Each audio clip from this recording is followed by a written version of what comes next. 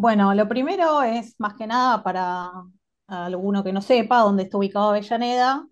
Está en la orilla sur del riachuelo, limitando con Quilmes, Lanús y el Río de la Plata. Eh, a la derecha de la diapositiva están las diferentes localidades de Avellaneda: Avellaneda Centro, Piñeiro, Gerli, Sarandí, Dock Sud, Domínico Wilde, Crucecita, que algunos lo toman como parte de Sarandí, y después está la zona de reservas y quintas, que en realidad esa parte está dividida como linealmente sigue Wilde, Villa Domínico y Sarandí. Es enorme, Eh, es grande el partido. Sí, no, no sé cuántos kilómetros cuadrados tiene, ¿eh? pero tendría que haber Pero puesto el bueno, dato, pero sí, un tercio del cabo. es muy grande. Mm, Eh, mm. bueno, la siguiente, que es la parte histórica, la que sigue, porque esta es como una caratulita. Bueno, la historia de Avellaneda comienza con la historia de la creación de Buenos Aires, ¿no? Con la segunda fundación de Buenos Aires por Juan de Garay. Eh, Como habíamos visto con Juan la otra vez, se forma lo que es la ciudad de Buenos Aires alrededor de la Plaza Mayor, con la estructura de damero, que serían como la grilla, eh, con calles perpendiculares. Eh, Esa planta urbana, Juan de Garay lo que hace es dividir cada manzana como en solares, que son cuatro, o sea, divide cada manzana en cuatro y cada una de esas partes es un solar. Y más hacia el sur se encuentra lo que es la zona de quintas, donde sería la Boca San Telmo, quintas o chacras, y ya pasando riachuelos, como era un poco tierra de nadie, o sí, tierra de los indígenas, ¿no? Eh, bueno, todo era parte de eso. Eh, lo que hace Garay es empezar a repartir estas tierras con la gente con la que vino, que eran los que se llamaban adelantados, que bueno, son los que lo acompañaron en la fundación, y esos son los primeros propietarios de las tierras.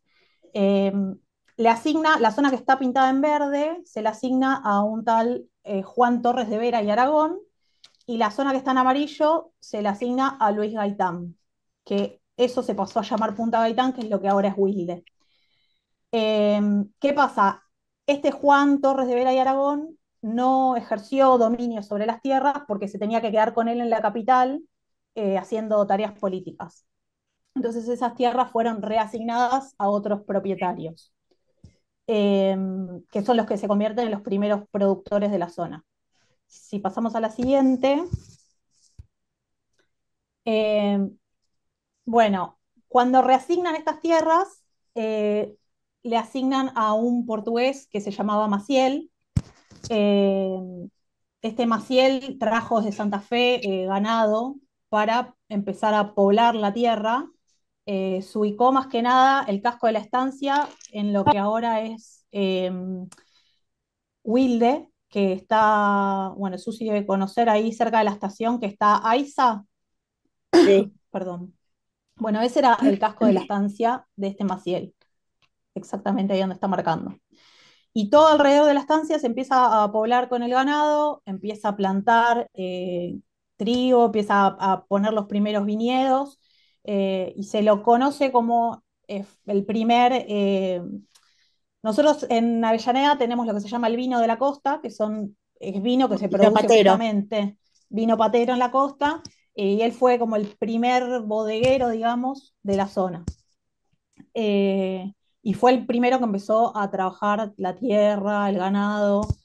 Entonces, en ese momento se empieza a generar un camino que va desde la Plaza Mayor, que era la Plaza Victoria, creo en ese momento, si no me equivoco, hacia la estancia de Maciel, por el cual iba y venían, eh, iba y venía su producción, digamos, hacia la capital y hacia el puerto. Este camino que se forma se llama el Camino Real del Sur, que es lo que ahora conocemos como Avenida Mitre, que es la principal vía de Avellaneda, que también nos comunica con Quilmes. Eh, También está incluido dentro del camino este Real del Sur la Plaza Dorrego, si alguno conoce San Telmo, Claro. se llamaba el Alto de las Carretas, donde ahí hacían como un parate antes de entrar a la ciudad. Eh, bueno, creo que de acá no me olvidé nada. Bueno, Maciel después, en 1632 compra también las tierras de Don Bosco y Bernal. Así que ahí está incluida la ciudad de Susi. Eh, bueno, la siguiente. El nuevo tramo que se empieza a formar, que sería la parte de Avenida Mitre en Wilde, bueno, desde donde yo vivo, que es Boulevard de los Italianos, para el lado de Quilmes, ese tramo de Avenida Mitre no existía en el Camino Real, sino que tomaba una diagonal, que es esa que dice Camino a Quilmes, que es Avenida Ramón Franco, que es toda la que ahora va al lado del Coste a la tren. vida. Exacto. Eh, ¿Qué pasa? Toda la región, desde el río, la Bahía San Borombón, con el río Salado, y de este lado no me acuerdo bien cuál es había como otro arroyo, que es el ¿Dónde estamos círculo acá? este. Sí, eso era el pago de la Magdalena. Lo que establecieron los conquistadores es como, creo que se arregló, digamos, con un cacique, que ahora no me acuerdo el nombre porque no lo puse acá, como que de ese límite para acá era tierra de los españoles, ¿no? O de los conquistadores. Entonces, en un momento llegan por este camino desde la capital un ejército que se llamaba el Ejército de los Blandengues, que era un cuerpo de caballería que custodiaba la frontera con el indio. Y ellos, en vez de tomar el camino real que existía, que era este que decía Camino a Quilmes, siguieron por el sur y ahí es cuando se forma lo que ahora es Avenida Mitre en el tramo de Wilde. Eh, Ellos se iban a instalar a un lugar que Sanjón sí, Guardia del Sanjón se llamaba, que era por donde estaba Bransen, que bueno, ahí era como se ve uno de los puntos donde custodiaban la frontera con los indios. Y la zanja de, ¿cómo se llama? Sí, famosa zanja. Guardia, Guardia del Sanjón, no sé. Sí, era una zanja que habían hecho para dividir la tierra del indio de la tierra colonizada, sí, para protección, una zanja enorme. Zanja Bueno, tiene un nombre. no, no lo sé. Está. Bueno, la siguiente. Bueno, ya me voy más para adelante, ¿no? Los cruces del Riachuelo. En ese momento cruzaban por un paso.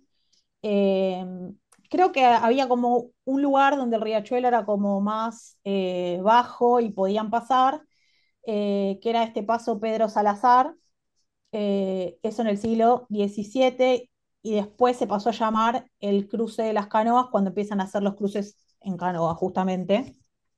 Eh, sí, es ese que está donde está el Camino Real. Claro, este es el camino real. Ujú. Exacto. Yo Está girado el siempre, mapa. sí, lo giré porque para hacer Sí. la ampliación ahí en el Riachuelo.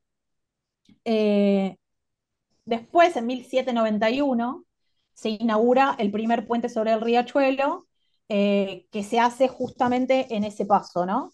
Que conectaba Avenida Montes de Oca en Barracas con Avellaneda, que es la calle Ameguino, que no es el cruce actual exacto, porque en realidad ahora es Avenida Mitre que está desplazado hacia la izquierda, que sería justo entre los dos cruces rojos que están marcados. No.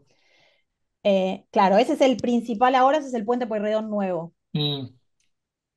El que está a la derecha es el primer paso antiguo, y el que está a la izquierda, que dice Puente Pueyrredón Viejo, 1931, ese es el que, bueno, ahora se le llama, fue el primer puente Pueyrredón y ahora se le llama el Puente Viejo.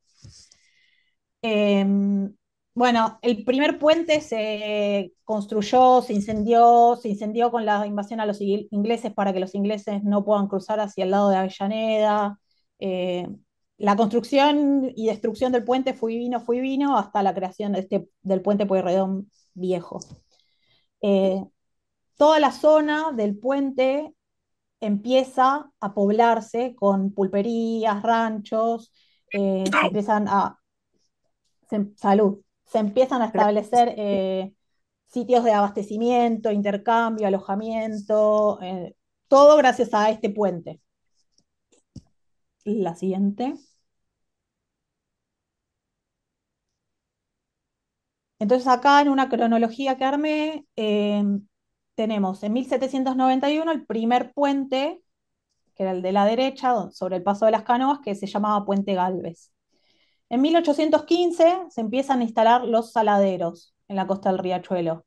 En ese momento era la forma de conservar la carne, eh, así que lo que se empezaron a instalar primero fueron los saladeros.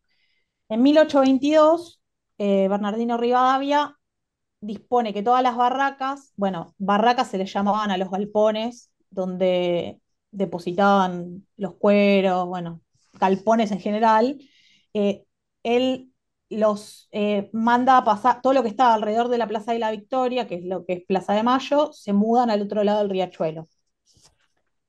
En 1852, el 7 de abril, se crea el partido de Barracas al Sur. En ese momento, eh, creo que formaba parte de Quilmes. Después como que se independiza y queda separada de Quilmes. Eh, bueno, más adelante, en 1871, está la epidemia de la fiebre amarilla, con lo cual se erradica el saladero. Entonces, todos los empresarios, todos los que tenían barracas ahí, los saladeros, tienen que reinventarse, ¿no? Como la palabra que apareció en pandemia. Se tienen que reinventar porque no pueden ya seguir con el negocio, entonces se transforman en graserías. Y después en la línea esta del tiempo, marcó cuando arranca en 1880 el modelo agroexportador y Argentina se posiciona como granero del mundo. Bueno, en el mapa se ve como toda la zona alrededor del puente se empieza como a consolidar alrededor del puente y del camino real. Bueno, la siguiente, Ese plano, perdón, una pregunta, ese plano sí, en gris que pusiste de Barracas al Sur, que dice, es de más o menos de sí, esa época? ¿Es del 1800? ¿Sabes? ¿Te esa acordás? es lo primero, sí, porque es lo primero que se empieza a formar con las primeras vías férreas. Claro, Eh, Sí, no sé exactamente de cuándo, porque fui tomando también mapas. Hay un Facebook que es Historia Avellaneda, que hay un montón de aportes de gente así que le claro. gusta mucho, gente del barrio, y fui tratando de captar los mapas como podía, pero sí, es más o menos de la época. Bueno, sí, están las líneas de tren, así que Sí, porque el tren, bueno, creo que la siguiente es la del tren. sí. El ferrocarril del sur, que es el primero, bueno, que era de capitales británicos. Eh, en 1861, el dueño de este ferrocarril solicita la concesión para hacer una vía desde Constitución hasta Chascomús. Se la aprueban en 1862, creo, sí, en 1864 se comienza a construir Plaza Constitución, que sería el kilómetro cero, y en el 65 se inaugura la línea completa. La primera parada después de Constitución era Barracas al Sur, que era en el kilómetro 360.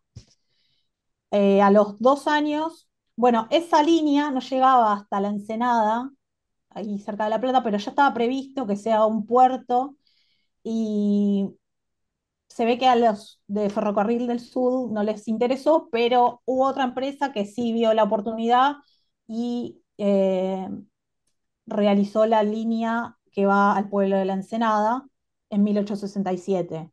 Eh, a mí no pude investigar mucho sobre cuál era cuál, porque se me mezcló un poco la info y no tuve mucho tiempo, pero creo que lo que está actualmente es como una mezcla de ambas vías. Eh, Como que se unen en un momento y Mm. quedó desde Constitución a Barracas y después la parte cuando se desvían Sarandí hacia La Plata es como que se unieron. Tendría que chequear más la info ahí. ¿Funciona ahora el tren? Pero el tren ahora, tenemos el tren que va desde Constitución a La Plata, que es el que pasa por Don Bosco, hace el Roca, sería a La Plata, es Avellaneda, bueno, Constitución Avellaneda, Sarandí, Domínico, Wilde, y ya pasa a Quilmes, que es Don Bosco la que le sigue, y sigue hasta La Plata. Y el que va para el otro lado, que sale de Constitución a Avellaneda, ahí se desvía y va para el lado de Lanús.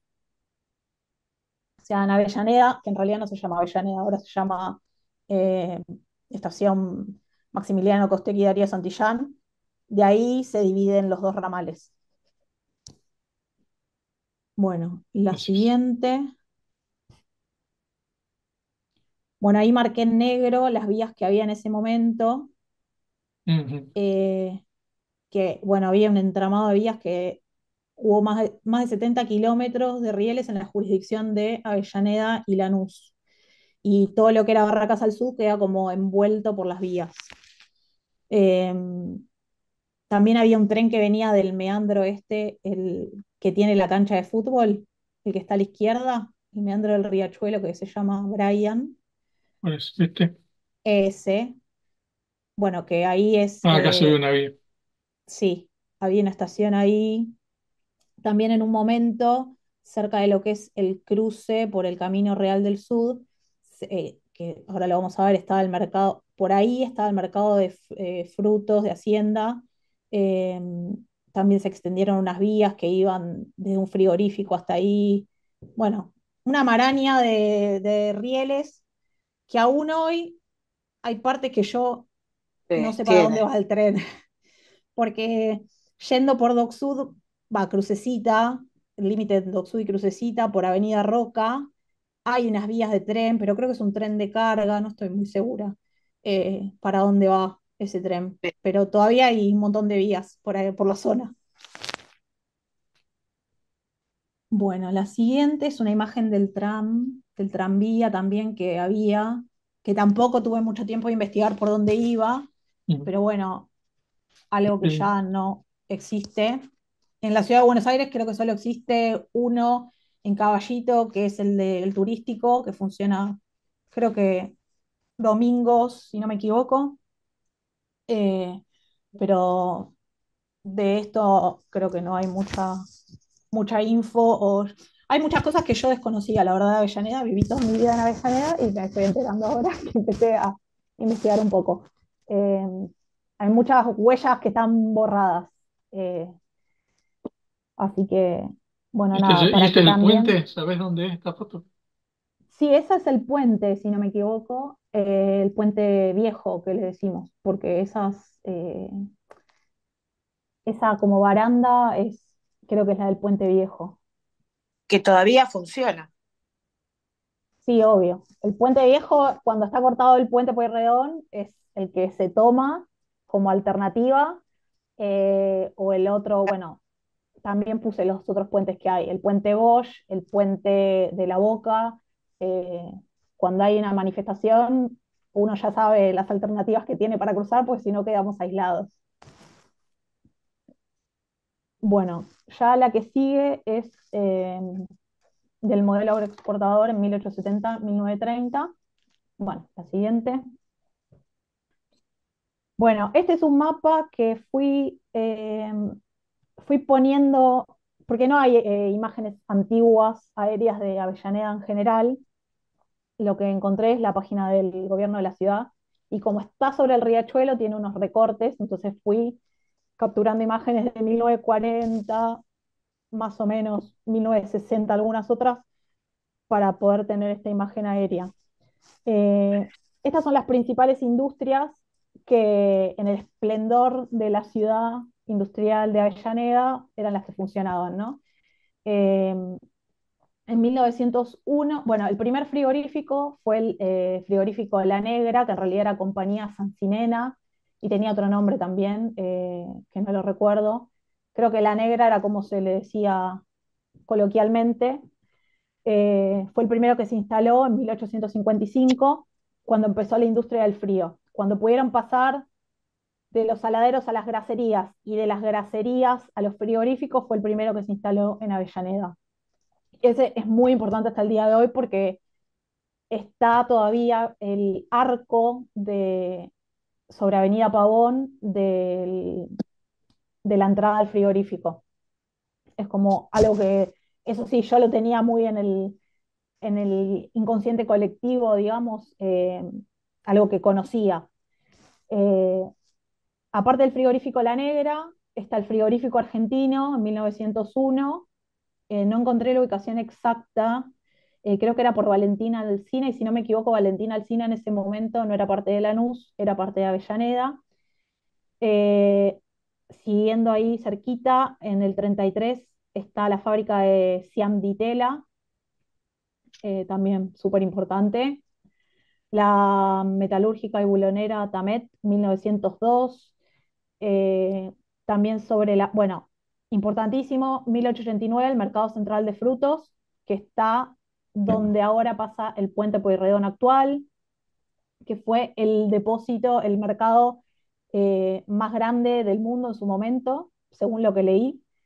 Eh, Frigorífico La Blanca, 1902, siguiendo también por ahí por el Riachuelo. El astillero Varadero Lucich, 1889.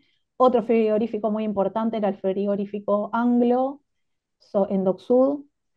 Eh, bueno, después Compañía General de Fósforos, 1929. El Mercado de Abasto, chiquitito acá un triangulito, que es un edificio de la UNDAV, 1930. Ferrum, que todavía está, si no me equivoco, 1911.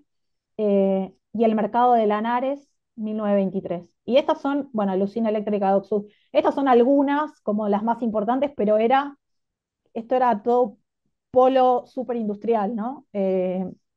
Las imágenes del Riachuelo en esa época es industria, industria, industria. La foto que sigue es una imagen de la carne del frigorífico La Negra llegando a Londres, que dice Argentine Grilled Beef, eh, y se ven que las bolsas dicen Sancinena, que era el nombre de la compañía.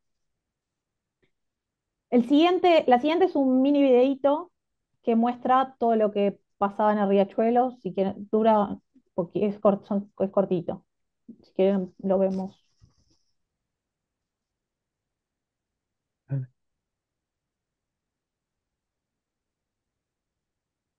No se escucha.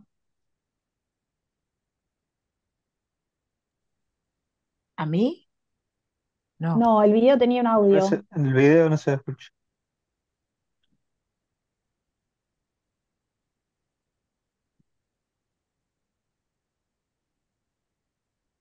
Ah, porque Juan se muteó. Capaz por eso. ¿Será por ¿Escuchamos por eso? eso? A ver, Puede ser. No. No, ¿escucha? A ver, ¿No? no, lo, ¿No? lo puedo poner desde acá. A ver. ahí está. No, Ahora, no, no, ¿Escuchado? no. Ahora no hay sonido todavía. Tendría que haber alguna manera. A ver, espera. Bueno, vamos a ver si lo comparto de nuevo, si tengo la opción de compartir el sonido.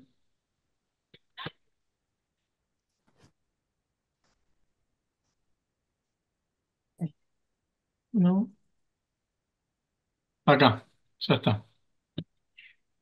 Y sí. Ahora tendría que funcionar. A ver, vamos. En 1580 los fundadores de Buenos Aires sí. encontraron en la desembocadura de ese pequeño río un puerto natural en el que refugiar sus naves. Desde entonces se lo llamó Riachuelo.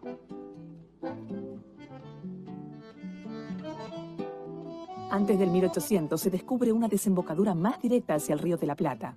Hacia 1880, hace poco más de 100 años, este paisaje casi silvestre entra en un periodo de profunda transformación.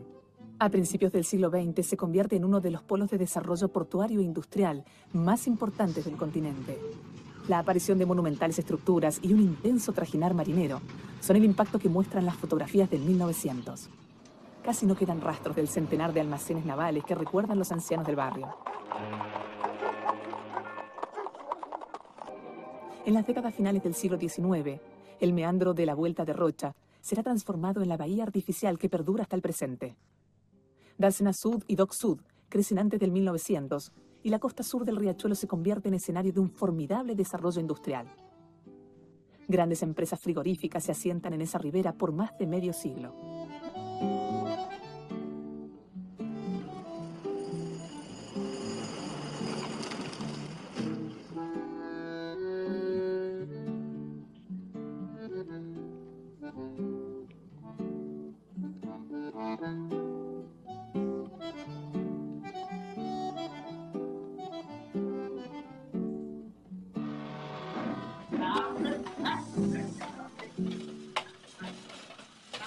Unas pocas décadas antes, saladeros y curtiembres eran la imagen rural de ese mismo sitio, aunque ya causaban la contaminación de las aguas.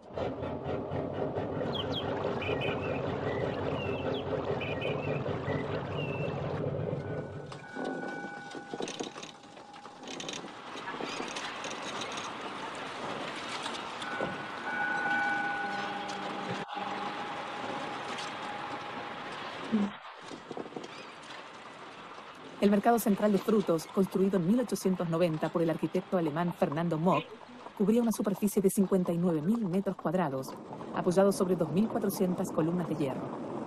1.300 ventanas seriadas dejaban entrar la luz en los 3 niveles de ese portentoso edificio.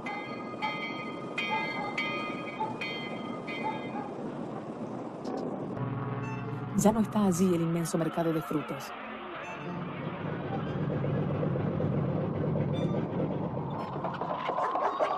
Ni la muchedumbre marinera que vieron nuestros abuelos, ni el melancólico cementerio de barcos que vieron nuestros padres.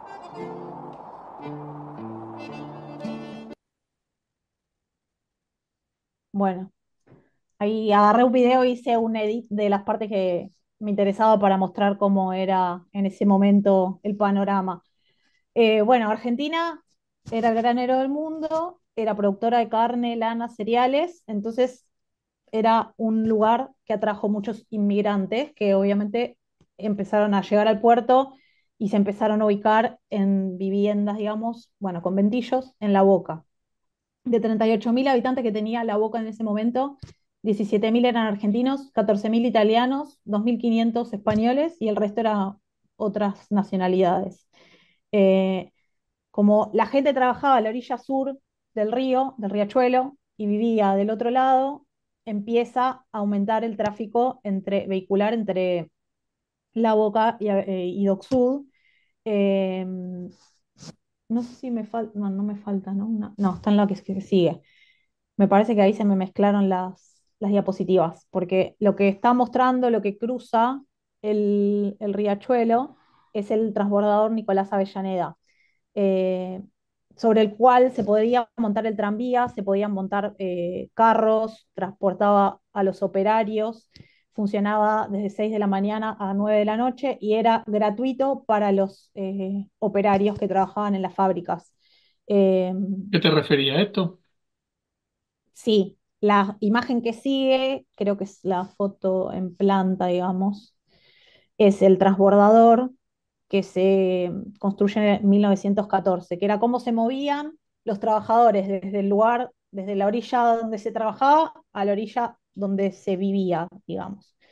Eh, Hasta el día de hoy sigue en pie y en el 2017 se reconstruyó y se hacen paseos donde uno puede cruzar el transbordador ahora. Hay Ah, un circuito turístico que incluye el cruce.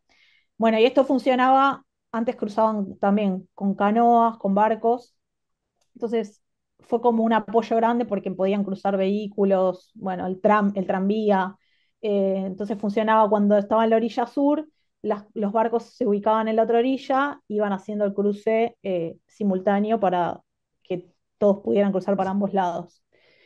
La imagen que sigue es la Avellaneda Obrera. Eh, bueno, Avellaneda recibió a esta cantidad de inmigrantes que venían a trabajar en estas fábricas de este polo industrial, pero bueno, las condiciones de trabajo no eran las adecuadas, ¿no? Entonces, en las primeras décadas, los obreros se empiezan a organizar en sus lugares de trabajo, no llegaron a ser sindicatos, pero empezaron a hacer algunas demandas concretas para mejorar la situación laboral, ¿no? Puntualmente era la falta de higiene en las fábricas, la ausencia de medidas de seguridad y las extensas jornadas de trabajo. La década del 30, con el golpe de Estado de Uriburu, todo esto como que se hace sentir en el movimiento obrero porque se crea el puesto de interventor policial de Avellaneda, que lo desempeña un tal Rosasco, eh, que lo que le ordenaban era limpiar el municipio. Entonces se empezaron a hacer algunos fusilamientos, torturas, deportación de extranjeros. Entonces la organización de los obreros se empezó a tornar, se empezó como a formar, adoptaba formas subterráneas, como puse ahí. Pero ya empezaba a crecer este movimiento obrero organizado en Avellaneda. La siguiente.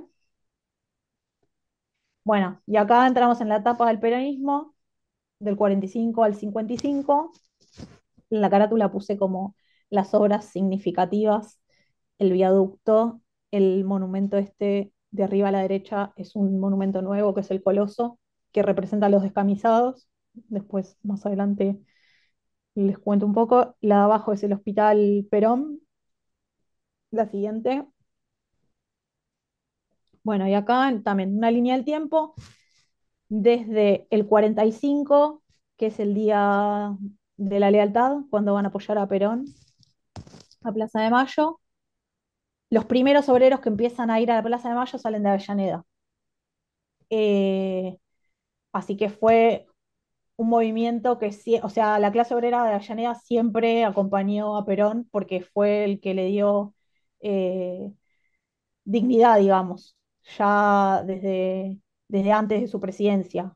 Eh, y después ubiqué como las obras más importantes que son el hospital y el viaducto en el 51 y en el 53.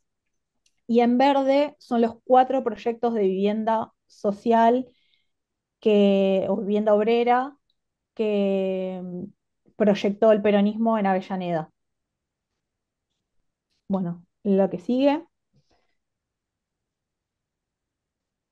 17 de octubre del 45, bueno, la jornada del 16, los obreros del frigorífico Wilson abandonaron sus tareas. Se constituyeron manifestaciones que recorrieron algunas calles, vivando el nombre del ex vicepresidente de la República y solicitando su libertad. Eh, Cosa similar, bueno, el frigorífico Wilson no lo había marcado en el otro mapa, pero también estaba por la misma zona del frigorífico argentino. Eh, Pasaba lo mismo en Siam, eh, y después, cuando los trabajadores en esa jornada empezaron a intentar llegar a Capital, empezaron a levantar los puentes, porque los puentes tienen tramos levadizos que los empezaron a levantar para que no pudieran cruzar. Entonces algunos saltaron sobre los puentes de los trenes y se dice que algunos se tiraron al riachuelo y lo cruzaron a nado.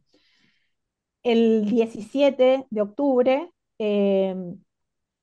se amanece con las huelgas de las principales fábricas que ya les había mostrado en el otro mapa, como el frigorífico La Negra, bueno, Cristalería Papini, los talleres metalúrgicos Tamet, que están ahí marcados en este mapa.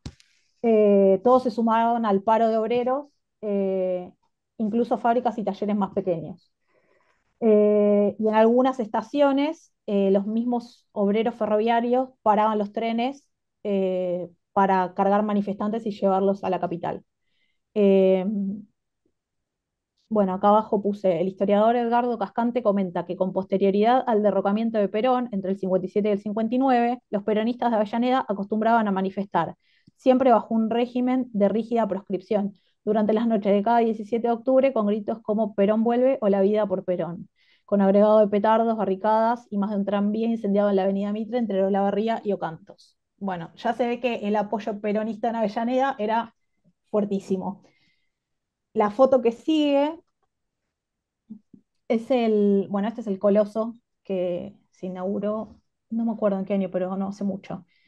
Eh, bueno, el peronismo clásico de 1943 al 55 impacta en varios aspectos del negocio del mercado central de frutos. Bueno, esto es por qué los obreros lo apoyaban, ¿no? Por un lado, los salarios y las condiciones de trabajo. Los obreros del mercado central de frutos se vieron beneficiados de este proceso, lo cual puede explicar su participación en la movilización de octubre del 45. Con respecto a las condiciones laborales, el peronismo llevó adelante un proceso de reconocimiento de las entidades gremiales. En el 46, el Ministerio de Trabajo reconoció la personería jurídica de la Asociación de Trabajadores de Barracas de Lanas, Mercado Central de Frutos y Afines. En el 47 se realiza el primer convenio colectivo, que incluye aumento de los salarios y modificaciones en las jornadas diarias. En el 49 se reconoce la personería gremial del Sindicato Unificado de las Barracas de Lanas, Cueros, Cerdas, no sé si cerdos o cerdos, si me equivoqué, Mercado Central de Frutos, Lavaderos y Anexos, y el sistema de capataces fue eliminado. Y a fines de la década del 50 comienza a funcionar un sistema de cooperativas, una forma de tercerizar la oferta de mano de obra. Esto favoreció a las barracas de menor tamaño. Acá está como todos los puntos que fue eh, que el peronismo mejoró en la vida de los trabajadores para que tuviera ese apoyo tan grande por parte de todos los trabajadores de Avellaneda desde el día de la lealtad en adelante, digamos. La siguiente, bueno, esta es otra de las obras, el Hospital Presidente Perón, que se inaugura en el 51, eh, hasta el día de hoy funciona. Es más, yo fui a sacarme sangre ahora, la última vez que fui a este hospital. Ahí se operó Evita y está la sala donde se operó, funciona como un museo, eh, y fue donde vota por primera vez después de la reforma de la Constitución del 49, que está la imagen ahí, y puse la ubicación en el mapa también en referencia al riachuelo, más o menos, para que pudieran tener una noción. La siguiente es la otra obra, el viaducto de Sarandí, que también es muy importante también hasta el día de hoy, porque el viaducto es un punto de referencia de cualquier persona que vive en Avellaneda, y incluso, bueno, está muy cerca de la cancha de Arsenal, y es como, sí, es un punto de referencia súper presente para los avellanedenses, digamos. Eh, la avenida Mitre, que era, bueno, es la vía principal que conecta todas las localidades, o casi todas las localidades, tenía un cruce de ferrocarril que impedía el tráfico constantemente, había muchos accidentes y se construye este viaducto, ahora, o sea, pasa por arriba el tren, se ve en la foto siguiente, en la actualidad. Bueno, esa es la construcción, y la que sigue es una vista aérea ahora, y la que sigue es desde Avenida Mitre, eso es como está ahora el viaducto. Eh, bueno, y ya pasando a lo siguiente, estas serían como las tres cosas que quería mostrar, lo del Día de la Lealtad, el viaducto y el hospital, y estos son los 4 conjuntos de vivienda que se proyectaron durante el peronismo. El primero, que es el barrio obrero del consorcio La Blanca. Bueno, La Blanca era el frigorífico que les había mencionado antes sobre el riachuelo. Eh, en realidad esto no es un barrio, es una manzana. Creo que son 25 viviendas, sí, son 25 viviendas con tipología de chalet, eh, que el comitente era la Federación de la Carne. Está ubicado ahí donde está el mapita, el cosito verde, está cerca ahí de Dock Sud. Esto igual es Sarandí, pero está ahí como medio en el límite con Dock Sud. Eh, bueno, Avellaneda producía el 41,53% de la producción industrial total de la provincia. Los obreros industriales residentes fueron, en buena medida, destinatarios de las políticas de viviendas en este municipio, destacando al gremio de la carne, que era los frigoríficos, era lo que más había. Eh, este conjunto estuvo dedicado a los trabajadores de la carne, y el que sigue, que es un poco ya más grande, es lo que se llamó, creo que Barrio 1, pero se conoce de toda la vida como Barrio de la Carne, es en Wilde. eh, También está en el límite del distrito, porque la avenida que pasa por abajo ya es el límite del partido de Avellaneda. Eh, Fue proyectado en el 53, pero se finalizó en el 69, se finalizó más tarde y las viviendas se adjudicaron en el 69. También es una tipología de chalet. Este, lo que tiene, en diferencia al anterior, es que cuenta en el centro, como pueden ver, tiene como equipamiento público, que tiene una plaza, una escuela y un centro vecinal. El centro vecinal, yo les puse una foto abajo acá de la sociedad de fomento, que está toda refaccionada al día de hoy. Sigue funcionando la escuela, la sociedad de fomento, la plaza, todo funciona. Eh, y bueno, la misma tipología de chalet que la anterior. Y también, bueno, para los obreros de la carne. La que sigue, es el barrio Gobernador Mercante. Eh, este fue proyectado en el 48, pero la obra se interrumpe por el golpe de Estado en el 55, ¿no? Entonces se termina de construir más adelante, entre el 60 y el 73. Le cambiaron el nombre, le pusieron barrio Parque Mariano Moreno. Estaba, primero estaba planteado Gobernador Mercante, que fue el gobernador de Buenos Aires durante el peronismo, y bueno, cuando se construyó quisieron borrar toda referencia peronista, así que le cambiaron el nombre. Eh, de este creo que es donde Ignacio Garaño, yo mandé un recorte de un texto, que lo que estudia es, el barrio se proyectó durante el gobierno peronista, pero se construye después. Entonces, el proceso de materialización se da en otro momento. Eh, pero se pone como en relieve la cuestión, la concepción comunitaria, eh, que también fue inspirado como en el barrio de Los Perales de Capital Federal, eh, los conjuntos de vivienda socialista de Europa, que se llamaban Siedlungen, no sé cómo se pronuncia. Eh, y todos, o sea, todos los habitantes coinciden en este espíritu de comunidad, de ideales de comunidad organizada, eh, que encauzaba el peronismo, ¿no? Eh, este conjunto, yo la verdad es que no lo conozco muy bien, a pesar de que esté enfrente de la cancha de Independiente y que haya ido muchas veces. La mujer de mi primo vivió en ese conjunto, yo después le voy a preguntar si tiene esa concepción de comunidad, como dice este antropólogo. Pero acá ya empieza otra tipología, que son los bloques de departamentos, planta baja más 4 pisos, eh, y también tienen un área pública con comercios, oficinas, áreas de deporte, centro vecinal, eh, equipamiento público donde los vecinos pueden conocerse y socializar, digamos. Y el que sigue, que es el más conocido, es el barrio gráfico o las Torres de Wilde, que este sí está pegadito al barrio de Susi. Yo viví unos meses acá, mi primo vivió toda su vida, así que lo conozco bastante. Son edificios altos que creo que los que más pisos tienen 11 o 12 pisos, más de que eso no hay.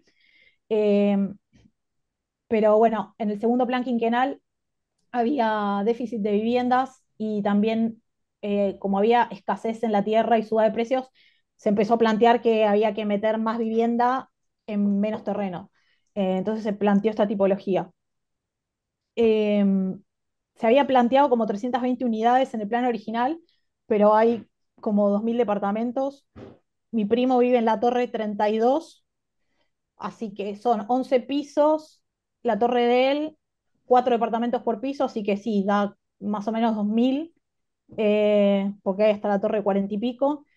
Eh, y tiene de todo adentro, tiene varias plazas con juegos, tiene escuela, jardín de infantes, centro comercial, iglesia, y se vive realmente como una comunidad. O sea, por más que sean 40 torres, la gente se conoce. Si no se conocen, conocen a alguien que conoce a otro vecino. O sea, y se siente seguridad adentro del complejo. Eh, es, el espíritu de comunidad realmente existe más allá de la escala del proyecto. Y bueno, la que sigue, ya cuando nos vamos de la etapa peronista, la desindustrialización, que puse una foto que saqué del Google Maps ahora de Avellaneda, del Street View. Eh, bueno, en la primera foto, la primera imagen que se ve es el mercado de frutos, que es donde está el puente Pueyrredón ahora, en 1940. Esa época, bueno, el apogeo, ¿no?, de la industria. Ya en los 70 empieza una retracción de la industria nacional. Empiezan a cerrar muchas fábricas emblemáticas, obviamente la dictadura, empieza la desindustrialización, desinversión productiva, disciplinamiento de la clase obrera. eh, También empezó a funcionar en Avellaneda el centro de detención El Infierno, eh, que hoy en día también se hacen circuitos turísticos y de concientización. Eh, bueno, podemos ver la foto del medio, cómo desaparece el mercado y aparece el puente nuevo, que es el que se usa ahora. Eh, Obviamente un tendal de fábricas abandonadas. Si uno va alrededor de la zona de donde está el mercado, que ahora hay unas torres, todo para el lado de Docksud sería, siguiendo el riachuelo, toda esa zona es súper, a mí me da miedo ir por ahí. Obviamente caminando nunca, ¿no? En auto me da miedo pasar por ahí porque es un estado de abandono total. Eh, y en algunos de estos lugares que quedan vacantes empiezan a instalarse grandes centros comerciales. Eh, Como por ejemplo en el frigorífico La Negra se instala un hipermercado, primero un shopping y después un hipermercado, y en el mercado de Lanares se instala el shopping de Avellaneda. También el proceso de crisis económica, bueno, 2001 empezaban los movimientos territoriales de trabajadores desocupados y en Avellaneda ocurre esta cacería al mando de Dualde, eh, donde fueron asesinados los militantes Darío Santillán y Maximiliano Costecchi, que por ellos pusieron el nombre, la estación Avellaneda cambió de nombre y ahora lleva el nombre de ellos dos. La imagen que sigue, bueno, ese era el frigorífico La Negra, con su famoso arco. Después, en los 90, se transformó en el Shopping Sur, que yo iba de chiquita al Shopping Sur, tengo un leve recuerdo porque era muy chiquita, y después se transformó en Carrefour en el 97.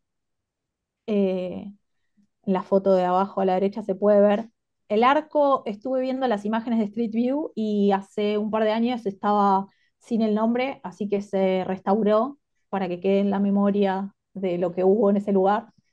En la imagen que sigue tenemos el mercado de Lanares de 1923, es lo que hoy es el Alto Avellaneda, o sea, cómo se empiezan a transformar las industrias en supermercados y shoppings. Este inauguró en el 95, el Carrefour en el 97. Y pasamos a lo que sigue, que es la actualidad, la imagen que sigue. Bueno, estas son las principales vías de transporte ahora. Como pueden ver, el camino rojo, que era el camino del sur, sigue siendo el camino principal que conecta eh, Avellaneda con Capital por la autopista 9 de Julio, la avenida 9 de Julio, y conecta también con Quilmes. Es como la vía más transitada. Las vías del tren que hay ahora, lo que decía, desde Plaza Constitución hacia Wilde y Quilmes, y la otra que va para abajo para Lanús. Lo que yo siento es que hay mucha conexión en sentido, como vemos el mapa, en sentido horizontal. Tenemos una conexión muy directa y fluida con Capital, si el puente está habilitado, y con Quilmes, pero si uno quiere ir a Lanús desde Wilde, solo tenemos la avenida Centenario Uruguayo y después es muy complicado pasar. Hay que ir como hasta, como hace el tren más o menos. Hay que ir hasta Hipólito Yrigoyen, que también la conocemos como Pavón, y bajar por esa, que es otra principal. Como que le falta conexión en el otro sentido. Quedó todo muy sectorizado por la autopista, la avenida Mitre, la avenida Belgrano, todo en el otro sentido. La que sigue es los puentes que hay en la actualidad. Bueno, estos son todos los puentes que hay para cruzar en la actualidad. El puente Victorino de la Plaza, que es Vélez Arfiel, se lo conoce como Vélez Arfiel. El puente Bosch, que es muy chiquito, está al lado de las vías del tren. El puente Pueyrredón Viejo, el puente Pueyrredón Nuevo, el puente de la Boca, al lado del transbordador, que está restaurado y se usa con fines turísticos, digamos. y la autopista Buenos Aires-La Plata. Estos son todos los posibles cruces cuando se nos plantea el problema que está cortado el puente, son las alternativas que tenemos. Bueno, la que sigue. Bueno, los edificios de fábricas abandonadas, más allá de que tomaron el shopping y el Carrefour, también la municipalidad lo que empezó a hacer es a darles un resignificado. Por ejemplo, donde estaba el mercado de Abasto, en ese triangulito chiquitito, hoy funciona la Universidad de Avellaneda, una de las sedes que tiene, donde había un lavadero de lana. A la izquierda se puede ver la imagen de cómo era. Ahora hay otra sede, la Universidad de Avellaneda. Se empieza como a resignificar estos eh, lugares que fueron importantes en su momento para que también sean importantes hoy en día y que no queden como edificios abandonados. La imagen que sigue. La ex papelera del Plata, que estaba en Wilde, hoy es todo un centro, refugio del arte, cine Wilde. Yo trabajé unos meses en la Municipalidad de Avellaneda y estuve participando cuando empezaron a hacer el proyecto de esto. No terminó, se terminó mucho más adelante, cuando yo estuve unos 6 meses trabajando ahí en dirección de arquitectura, pero se, se empezó a habilitar como en etapas. El cine es gratuito, eh, está buenísimo. O sea, funciona muy habitualmente, no es que ponen una función cada tanto. Eh, y después, bueno, aparte del refugio del arte, no sé si hay una escuela no, no sé si me equivoco, si está la escuela de circo ahí o la escuela de circo está en otro lado, pero hay como más funcionamiento ahí de otras cosas, que ahora no me acuerdo. Eh, la que sigue, bueno, la estación, ahí llegaba el tren provincial. Esto es enfrente a lo que ahora es el shopping de Avellaneda. Era un parque ferroviario que ahora se recuperó y se hizo un lugar multipropósito que está buenísimo. Hacen ferias, convocan a los viveros de la zona cada tanto y hacen ferias de viveros para llevar a todos los eh, pequeños comercios y visibilizarlos en un lugar. El otro día creo que hicieron competencia de alfajores, un montón de actividades gratuitas. Tocan muchas bandas también de rock del municipio para que se den a conocer. Eh, También recuperando algo que era muy característico de otra época y resignificándolo. La que sigue, el parque de fútbol que se abrió hace poco, que yo quise ir ahora cuando fui la última visita y no llegué a ir, la verdad, pero también eran 6 hectáreas que estaban ahí muertas, vacías, se recuperaron. Hay un pequeño videíto también que puse de Instagram para que vean más o menos cómo es el parque. El parque de juegos más futbolero, ideal para los mini fanáticos del fútbol. Es un parque público y gratuito y todos los juegos están inspirados en esta temática. Hay desde una pelota gigante con toboganes, arcos de fútbol para trepar, túneles, lomadas, hamacas, calecitas inclusivas. Hasta recrearon el banco de suplentes donde los chicos salen a la cancha por un super tobogán. No te olvides de llevar la pelota porque hay mini arcos para jugar. Este es el parque del fútbol y está en Avellaneda entre las canchas de Racing e Independiente. El parque está muy cuidado, alrededor hay mucho espacio verde y próximamente van a poner un patio gastronómico. También se dice que va a estar acá el Museo del Fútbol. Te invito a seguir paseando y disfrutando de las plazas. Bueno, hay un mini videito para que vean cómo es. Va a haber un auditorio también, pero bueno, otro espacio que se recuperó. La que sigue es una imagen antigua que ya la había puesto en otro lado de ese mismo lugar, que era donde está, acá abajo está el mercado de Lanares y acá se ve toda la playa esa ferroviaria, que es lo que se recuperó ahora, que también era espacio que estaba muerto y se inauguró hace muy poco el Parque del Fútbol, porque yo viajé a fin del año pasado y estaba listo, pero la vez anterior que había viajado el año anterior no estaba. La que sigue es otro lugar recuperado de Avellaneda, que es la costa. La costa estaba muy incomunicada. Nunca, si no ibas a buscar vino o a las quintas, nunca, o sea, yo no me acuerdo de chica, sí me acuerdo de haber ido mucho a la costa de Quilmes, pero Costa de Domínico y Wilde jamás. Y este es un parque que se armó ahora, también este es más cortito, si quieres poner el video como para que se vea cómo está ahora. Es una promoción a la municipalidad.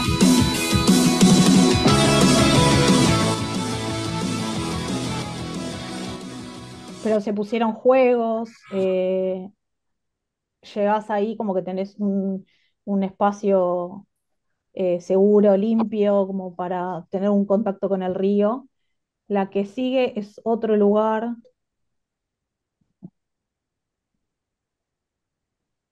Esta es la ecoárea, que también se armó como una reserva con caminitos para poder llegar al río. Este se inauguró antes que el Parque del Río, con lugares de educación ambiental. Bueno, ahí puse una foto de una vez que fui porque no encontraba fotos de adentro y ya que tenía una mano la puse. Y la que sigue, la última, es los planes de vivienda que hay hoy en día y todo lo que pone el municipio que tiene, que son lo que yo contaba la otra vez, las piletas de natación, centro de alto rendimiento, talleres gratuitos, escuela de circo, es todo gratis, incluso el teatro tiene 50% de descuento para los residentes, un montón de actividades para la gente. Y todos estos proyectos, que el otro día le preguntaba a mi amiga, te tenés que anotar en la municipalidad, eh, tenés que tener un cierto ingreso y te lo van a pagar, creo que en 25 años me había dicho. eh, hace por sorteo, no sé cuán transparente será el sorteo o no, pero estos son los proyectos que hay hoy en día, que hay un montón de viviendas. Y está buenísimo. Y el último video es un discurso que dio ahorita en Avellaneda y ya es lo último, no los molesto más. Los videos. Encantados de Avellaneda.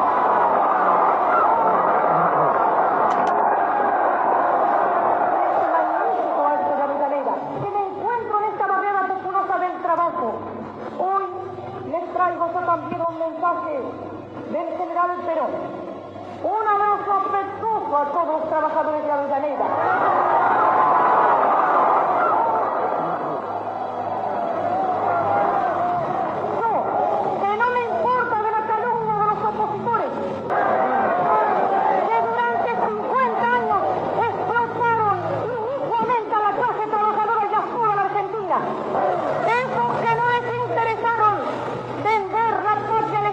Que no les interesaron cuando estuvieron en el gobierno no hacer absolutamente nada por los argentinos y sobre todo por los que sufren, por los trabajadores que labran la grandeza de la patria. A esos que no les interesó absolutamente nada de la Argentina, hoy quieren hacerse los abanderados de la justicia social.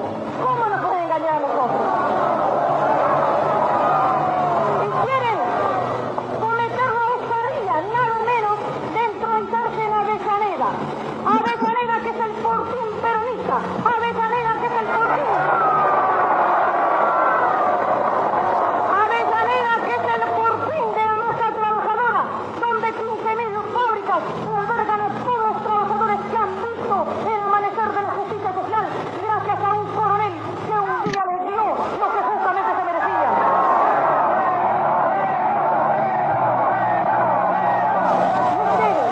Que saben de mi labor incesante, que trabajo incansablemente por tratar de llevar un poco de felicidad a todos los hogares de mi patria, ustedes saben perfectamente que antes que la compañera Vista les dé un mal consejo, se callaría. Ustedes que saben perfectamente que nosotros no levantamos tribuna en campañas preelectorales, que nosotros levantamos tribunas todo el año para estar en contacto con el pueblo, para llevarle un poco de felicidad, para saber, como ha dicho el general muchas veces en el 17 de octubre en estos 2 años, que están conformes con el general Perón los trabajadores.